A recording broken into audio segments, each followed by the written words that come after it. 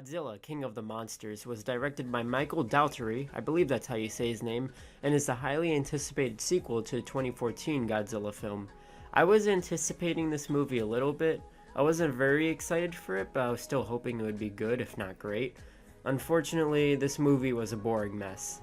There is enjoyment to be found in this movie, but for the most part, I was not interested or entertained at all. And things I didn't like about it were, mainly the boring human characters, because they take up the whole movie, and if they weren't in the movie that much, I wouldn't have minded it that much. But if you're gonna have this many human characters in the movie and have them take up so much screen time, at least build up on them, make them interesting. Don't make them extremely boring characters that just make you feel unentertained during the whole movie. And just they took up the whole movie, and it's just they ruined so much of it.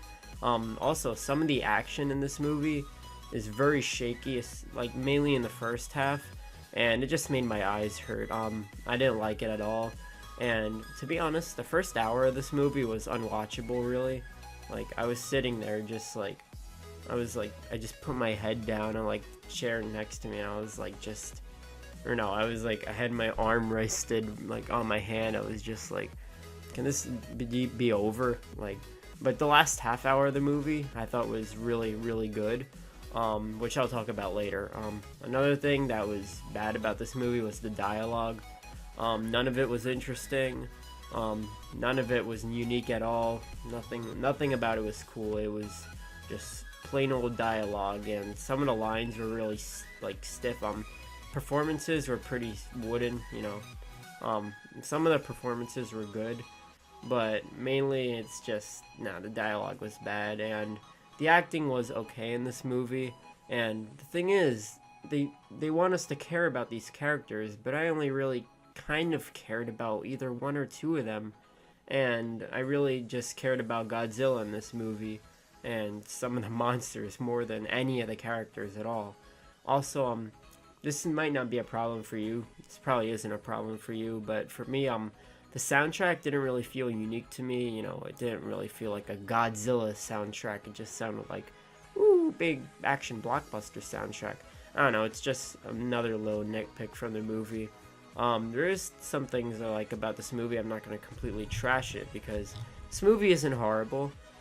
Things I liked about it was especially Godzilla.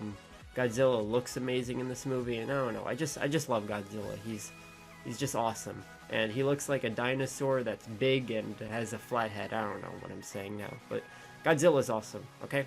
Everyone's gonna love Godzilla. He's the best. Godzilla is Godzilla. He's awesome. Some of the action, especially the last half hour,